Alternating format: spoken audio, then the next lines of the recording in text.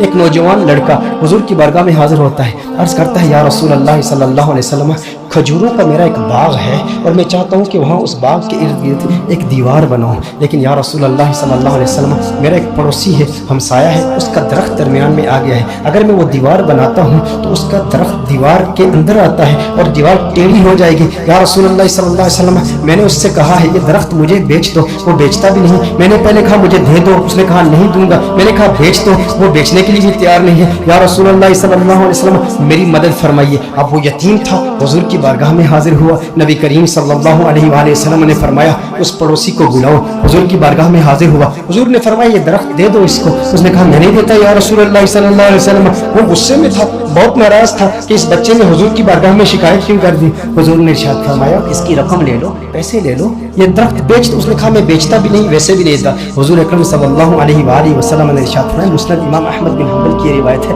میرے آقا صلی اللہ علیہ وآلہ وسلم نے ارشاد فرمایا اچھا ایسا کرو کہ یہ درخت تم اس کی قیمت بھی لے لو اور اس درخت کے بدلے جنت میں ایک ایسا درخت ہوگا کہ جس کا سایہ اتنا طویل ہوگا کہ اس کے نیچے اگر 100 سال تک ایک سوار اگر سواری کرتا رہے تو اتنی طوالت ہے اس کی، اتنا سایہ ہے اس کا، وہ درخت جنت کا بھی لے لو، اس نے کہا یا رسول اللہ صلی اللہ علیہ وسلم میں قبول نہیں کرتا۔ اب وہاں پر صحابہ کرام علیہم رضوان موجود ہیں، حضرت سیدنا ابو الدحداء رضی اللہ تعالی عنہ صحابی رسول موجود ہیں، عرض کرتے ہیں یا رسول اللہ صلی اللہ علیہ وسلم آقا اگر یہ درخت میں کسی طریقے سے اس سے خرید کر اس یتیم کو دے دوں تو کیا یہ آپشن میرے لیے بھی اوپن ہے کہ جنت میں مجھے بھی وہ درخت مل جائے گا؟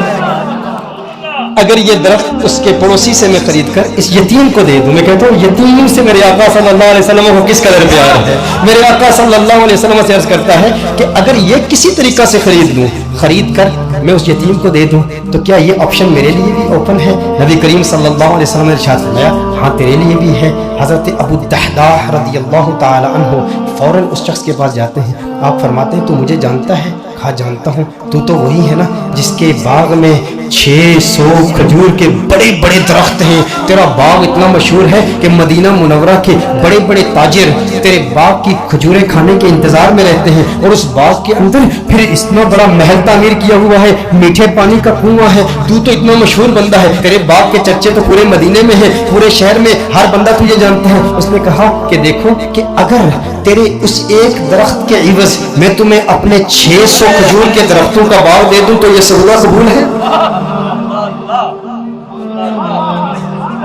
یہ سودا قبول ہے؟ وہ حیران ہو گیا، یہ کیسے ہو سکتا ہے؟ ایک درخت اور ادھر اتنا بڑا باغ، ابو الدحداء کیا بات کر رہے ہو؟ کیا واقعی یہ سودا کرنا چاہتے ہو؟ ابو الدحداء رضی اللہ تعالی عنہ نے فرمایا بالکل، وہ میرا پورا باغ تیرا 600 کھجور کے درخت ہیں، اس میں ایک بڑا ہی خوبصورت محل ہے اور اس کے گرد ایک بڑی نمایاں دیوار ہے جو مدینہ منورہ میں دور دور سے نظر آتی ہے، کہا وہ بھی تجھے دے دوں گا، وہ محل بھی تیرا، وہ ساری کھجوروں کے درخت بھی تیرے، وہ سارا باغ بھی تیرا، کس کے عوض؟ ایک درخت۔ کہا ٹھیک ہے، اور حضور کی گواہی میں یہ سودا ہوتا ہے۔ اب ابو الدحداء رضی اللہ تعالیٰ عنہ فوراً وہاں سے جاتے ہیں، اب ان کی جو زوجہ ہے وہ اس باغ کے اندر ہے، باہر سے آواز دیتے ہیں اپنی زوجہ کو، ہے ام دحداء ذرا باہر ہو باہر ہو، میں نے اس باغ کو بیچ دیا ہے۔ اب ام دحداء جانتی ہیں یہ بہت بڑا تاجر ہے، بہت بڑا بزنس مین ہے، خسارے کا سودا نہیں کرتا، کبھی خسارے کا سودا نہیں کرتا۔ ام دحداء نے کہا ہے وہ دحداء کیسے سودا کیا ہے؟ کہا جنت کے ایک درخت کے عوض میں نے بیچا ہے۔ اب دیکھو میرے دوستوں، اب دیکھو ام دحداء وہ نیک بخت خاتون، وہ خوش قسمت خاتون، اس کی عظمتوں کو سلام۔ آج آپ سوچیں کہ اگر آپ کی بیوی ہوتی اور آپ اپنے گھر جاتے اور اپنی بیوی سے کہتے ارے سنتی ہو باہر آ جاؤ باہر آ جاؤ، گھر سے باہر نکلو، یہ گھر اللہ کی راہ میں دے دیا ہے، وہ کہتی ارے ابھی تو یہ نیا ٹی وی رکھا ہے، ابھی کچھ زیورات رکھے ہیں، زیورات تو نکالنے دو، ارے نادان انسان تو نے کیا کیا، گھر ہی اللہ کی راہ میں دے دیا۔ ابو الدحداء رضی اللہ تعالیٰ عنہ نے باہر سے آواز دی، کہا ایک جنت کے درخت کے عوض۔ ام دحداء نے یہ بات سنی، کہا تو نے بڑے منافع کا سودا کیا ہے، بہت منافع کا سودا کیا ہے۔ ام دحداء فوراً اپنے بچوں کو پکڑ کے اس گھر سے باہر نکلتی ہے، باغ سے باہر نکلتی ہے، اب ننھے بچوں کے ہاتھ میں کچھ کھجوریں بھی ہیں، کھجوریں ان کے ہاتھ سے نکال کے کہتی ہے اب یہ کھجوریں ہماری نہیں ہیں، میں نہیں چاہتی کہ کوئی ایک کھجور اللہ کے راہ میں دیے گئے مال سے میں اپنے جیب میں رکھ لوں، تو لے لے، کہیں اس کی وجہ سے جنت کے درخت میں ہمیں خسارہ نہ ہو، کہیں جنت کے درخت سے محروم نہ ہو جائے۔ ساری کھجوریں لے کر باغ کے اندر رکھ جاتی ہے۔ کہا کہ اس کا ایک ننھا بیٹا تھا، اس کے منہ میں ایک کھجور تھی، मुंह से खजूर निकाल कर फौरन बाग में रख दी। कहा अब इस पर हमारा कोई हक नहीं है, ये अल्लाह का माल है, अब हमने अल्लाह की राह में दे दिया है। अब इस पर उलमा के दो कौल हैं। एक मारूफ कौल की रोशनी में अर्ज करता हूँ कि अबू दहदा रज़ियल्लाहु ताला अन्हु के इस बाग के अलावा उनके पास और कोई बाग भी नहीं था, उनके पास और कोई दौलत भी नहीं थी, उनके पास और कोई माल भी नहीं था। लेकिन अबू दहदा रज़ियल्लाहु ताला अन्हु हुजूर की बारगाह में फिर हाजिर होते हैं, अर्ज करते हैं या रसूलुल्लाह सल्लल्लाहु अलैहि वसल्लम, आका ये सौदा पक्का है ना, आका ये सौदा पक्का है ना। नबी करीम सल्लल्लाहु अलैहि वसल्लम खुश हो जाते हैं और हुजूर खुश होकर फरमाते हैं कम मिन इज़्किन रदाहिन लि अबी दहदा फिल जन्नह, कम मिन इज़्किन रदाहिन लि अबी दहदा फिल जन्नह, कम मिन इज़्किन रदाहिन लि अबी दहदा फिल जन्नह। रावी कहता है हुजूर बार बार पढ़ ले, मुसलसल ये जुमले कह रहे हैं अबू दहदा तेरे लिए जन्नत में कितने दरख्तों की, कितनी टहनियों पे कितनी खजूरें, माला माल है तू। बार बार हुजूर इरशाद फरमा रहे, बार बार यही जुमले। और दो रिवायात इसमें, दो मुख्तलिफ रिवायात में मुख्तलिफ अल्फाज है। कम मिन इज़्किन रदाहिन लि अबी दहदा फिल जन्नह। हुजूर अकरम सल्लल्लाहु अलैहि वसल्लम ने एक दूसरी रिवायत में फरमाया एक दरख्त के इवज एक दरख्त का सौदा किया था, अब तो तूने 600 दरख्त दे दिए तो जन्नत में 600 दरख्त तो कम से कम तुझे मिलेंगे ना।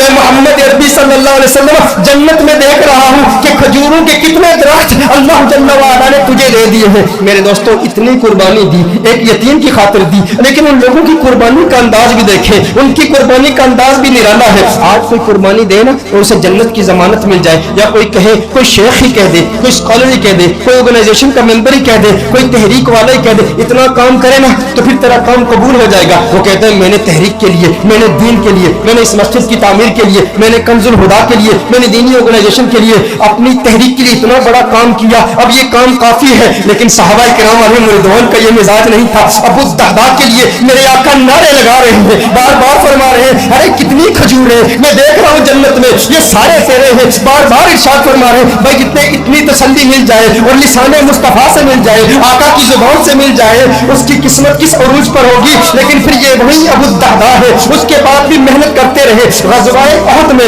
जब दुश्मनों ने हुजूर पर हमला किया, अबू दहदा अपने सीने पर उन तीरों को बर्दाश्त कर रहे हैं और मेरे आका के कदमों में शहीद हो जाते हैं। और ग़ज़वाए उहद के बाद मेरे आका ने तलाश किया, कहा मेरा अबू दहदा मुझे दिखाओ। अरे वो खजूरों वाला मेरे आका अबू दहदा को देखते हैं और देख के मुस्कुराते हैं और मुस्कुरा के फिर फरमाते हैं कम मिन इज़्किन रदाहिन लि अबी दहदा फिल जन्नह। अबू दहदा जन्नत में खजूरें ही खजूरें, खजूरों के दरख्त। मेरे आका खुश होकर उसकी हौसला अफजाई फरमा रहे हैं। मैं कहता हूँ कैसा खुशबख्त है जिसने हुजूर की जात के लिए, हुजूर की जान की तहफ़्फ़ुज़ के लिए अपनी जान दे दी। काश यूं मौत आए मेरे हमनशी, काश यूं मौत आए मेरे हमनशी, नज़ाका और हो जाए मंज़िल हसी, वो उधर अपनी जुल्फ़े समाया करे और इधर दम हमारा निकलता रहे। हुजूर की जुल्फों का असीर, हुजूर की जुल्फों को देखता हुआ इस दुनिया से चला गया। दिल में, जिगर में, आंख में बस तू ही तू रहे, इसके सिवा न दिल में कोई आरज़ू रहे। इस एहतिमाम में शौक़ में सजदे करूं अदा, तेरा ख्याल आए तो दिल बावजू रहे। और जन्नत मेरे नसीब की वाइस को बख्श दे, मेरे कफन में गैस में जाना की भूले।